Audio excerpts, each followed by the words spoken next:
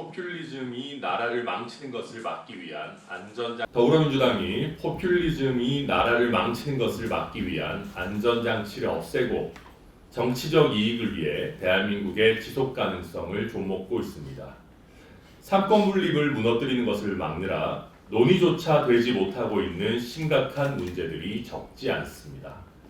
민주당이 25일에 본회의 처리를 예고한 정부조직법 개정안은 국가채무관리 권한을 재정당국이 아닌 신설되는 국무총리 산하 기획예산처로 이관하겠다라고 합니다. 2008년 이전에 기획예산처가 있었던 시절에도 국가채무관리는 엄연히 재정경제부가 담당했습니다. 재정 운용에 있어 감시와 견제를 하기 위함입니다. 브레이크가 있었던 것입니다. 기획예산처와 유사한 미국 관리예산실에도 국가채무관리 권한은 없습니다. 재무부에 있습니다.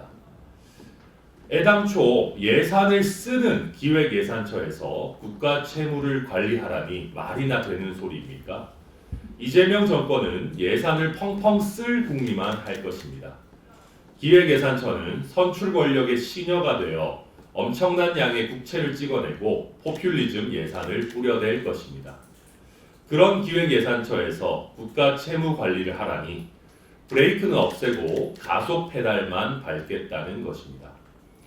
수사권과 기소권은 그렇게 길을 쓰고 쪼개야 한다면서 예산권과 국가채무관리 권한을 한 기관에 몰아주는 것은 도대체 무슨 논리입니까? 아무리 이재명 정권이 국가채무에 브레이크를 밟을 생각이 없다지만 대한민국을 브레이크가 없는 차로 만들어서는 안 됩니다.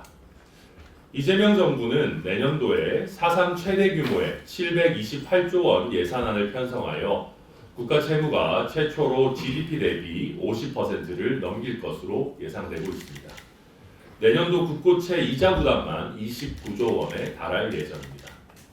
심지어 국가채무에 공무원연금, 군인연금 등의 연금 충당 부채는 빠져 있는데 연금 충당 부채가 작년 말 기준으로 1,312조 원에 달합니다. 연금 충당 부채는 2015년에 660조 원 정도 규모였는데 불과 10년 만에 2배가 됐습니다. 그만큼 연금에 대한 재정 소요가 급증하고 있는 실정입니다. 연금 충당 부채를 포함한 국가 부채는 이미 GDP의 101.1%에 달하는 2,585조 원에 이릅니다. 이런 상황에서 이재명 정부는 브레이크 없는 비제 혁명을 본격적으로 시작하겠다는 것입니다. 국가 채무의 최소한의 브레이크는 있어야 합니다. 국가 채무 관리 권한을 슬그머니 기획예산처로 옮기는 정부조직법 개정안에 반대합니다. 민주당은 국가경제와 민생에 치명적인 영향을 끼칠 정부조직법을 벼락치기 하듯 일방 처리해서는 안 됩니다. 지금이라도 일방 독주를 멈추고 야당과 제대로 된 논의에 나서기 바랍니다.